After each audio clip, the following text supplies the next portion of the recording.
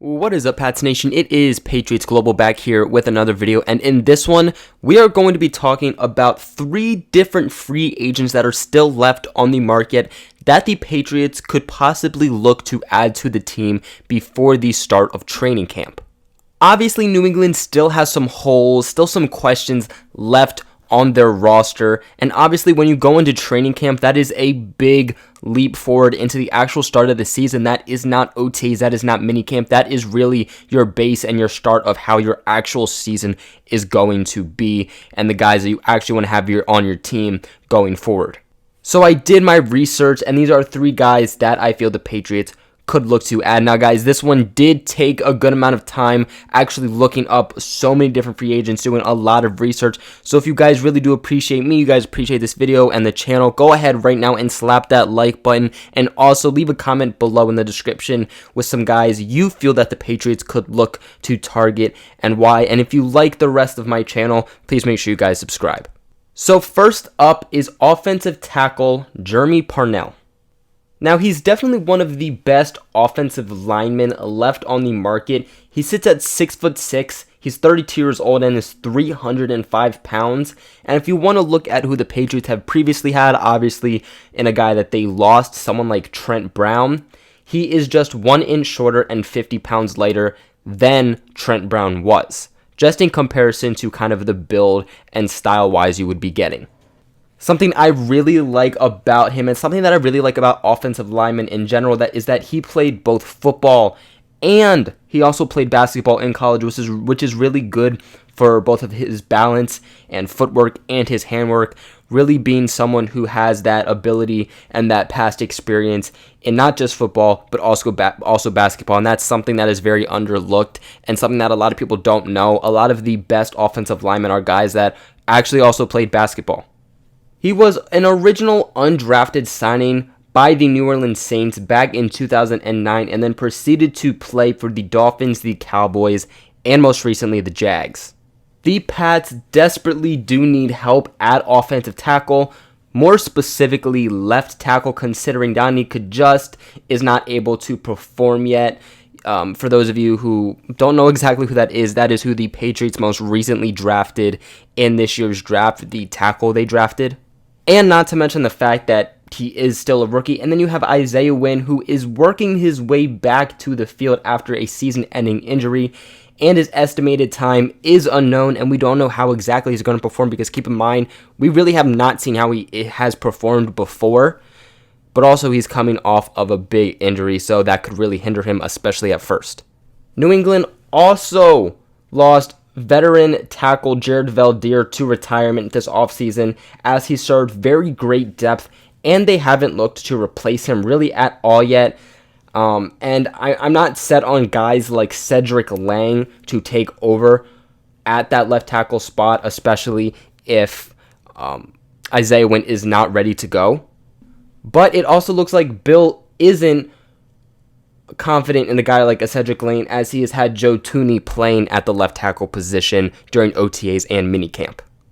Now, the downside about this guy is that he is coming off a season with injury, as he battled ankle and knee injuries the entire season, while also starting at right tackle, which he played through. Speaking of him playing at right tackle, he would obviously be taking over for the Patriots at left tackle, so it wouldn't really be the same position for him. It would be really on the exact opposite side of the offensive line, and that can be a drastic change for some players that are offensive linemen. But to me, I don't see it as too much of a concern as long as the Patriots give him a training camp to adjust and have time with Dante Scarnecchia. I definitely feel that if they do end up signing him, that the switch to left tackle shouldn't be an issue. Long story short, Tom Brady needs to be protected. That is really the biggest thing on the offense. And if our offensive line falls, then so will our entire offense. And he's one of the best offensive tackles, again, left in free agency market. And if he makes that in with the fact that he has both football and basketball training, Scarnecchia could really get the best use out of him.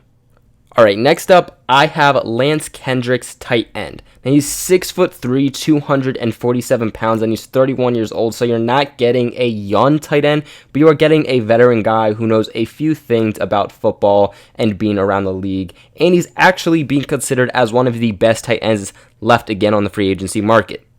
Now, I'm just going to straight off say that Tom Brady would not be getting a top-tier tight end monster at just 6'3", but it is still undeniably decent height for a tight end and would still create a decent factor. And although not everybody knows his name, something to be optimistic about is that he is a former second-round pick in the 2011 draft, selected by the Los Angeles Rams, where he played 6 seasons with them and then spent his past 2 seasons with the Packers and Aaron Rodgers down there in Lambeau. His best season came in 2012 when he struck 500 yards, but that was about it as far as he goes. So you really aren't getting a guy who will be close to banging out a 1,000-yard season. This is not who you're going to get if the Patriots were to sign him.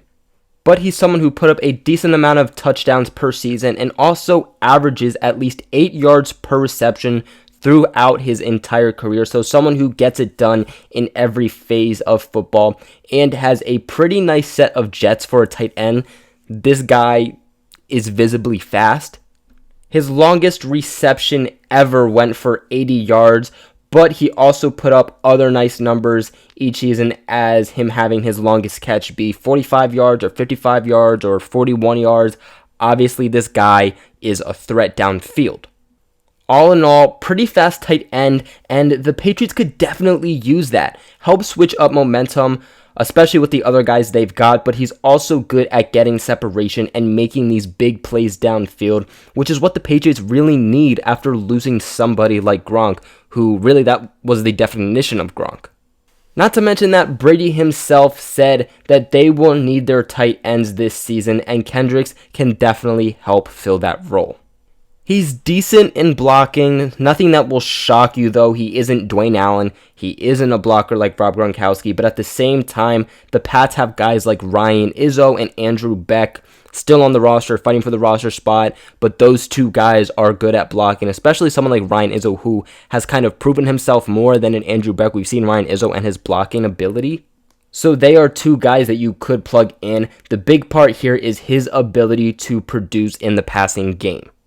And the third and final guy I have is someone, if you've been around my channel, you know I've talked a good amount this past offseason, and that is Allen Bailey, defensive tackle.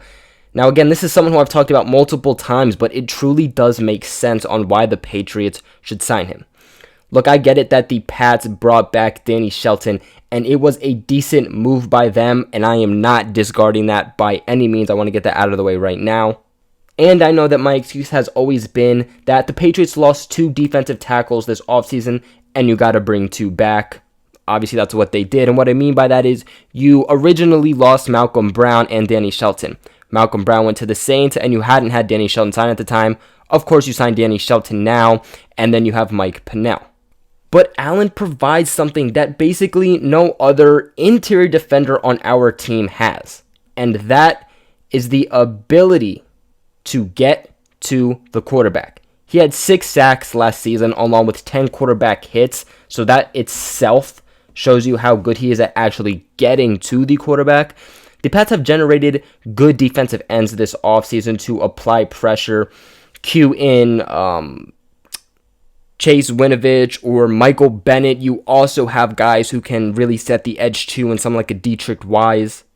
And I truly believe that if they can get a guy who can do it in the middle, in the interior of the defensive line, which has been their problem, minus Adam Butler really, then we will see a huge rise in sacks, as the quarterback will have nowhere to go for the 2019-2020 season. So let's look at the other defensive tackles we have. We have Danny Shelton, who will not give you pressure. Let's 100% be honest. He's a pure run-stopping defensive tackle. He's a guy who you put in certain games, you take out in certain games, depending on what kind of offense that certain team is running. If they are run-heavy, then you have Danny Shelton in. If they are pass-heavy, then you take Danny Shelton out. You then have Lawrence Guy and Mike Parnell, who have a fair ability to get to the quarterback and pass the rusher. Rush the pass. I totally meant rush the passer there. but truly they are more elite run stoppers. That is why they're on the team. Adam Butler, again, is the Patriots' lone pure defensive tackle pass rusher, and New England could really look to add to that, especially with a guy like Allen, not to mention that the more pressure means more mistakes by the quarterback, and with a secondary like ours, that will only cause more problems and more turnovers for our D. Another great thing about him, and really why I picked him also, is that he can be very versatile. He can play defensive end if need be. We've seen it before, but he can also run stop. He is not just a pure pass rushing defensive tackle. Now, he had 38 total tackles last season, along with 5 tackles for loss. So, obviously there, and what I'm trying to say is that he is not an Aaron Donald type defensive tackle. But let's be real, it's better than what we've seen from our interior defenders over the past few seasons. Now, why he has a better ability and a better chance to actually be on the team than really any of these other defensive tackles is that the Pats had interest in him at the start of free agency. They had him in for a workout, but ultimately a deal never happened. Now, of course, other teams are interested in him. He's had some interest from a few other teams this offseason, such as the Chiefs, who he has played for pretty much his whole career, but also the Panthers. But because the Panthers signed Gerald McCoy, I would be very safe to say that they are out. He is 30 years old and is 6'3", 285 pounds, so he's a huge guy. You can tell by just looking at the pictures, but he will also give you experience, which is very, very important. Not only regular season experience, but also experience in the playoffs, and also would know a lot about the Chiefs, which definitely would not kill the Pats. A lot of people, including myself, that thought that this could be a potential signing by the Patriots after the whole not having to give up a draft pick for certain signings, but it still hasn't happened since that date came up. And if they can get him on a bit of a cheaper deal, then I would say this would be a straight up steal and a magnificent signing to the defense.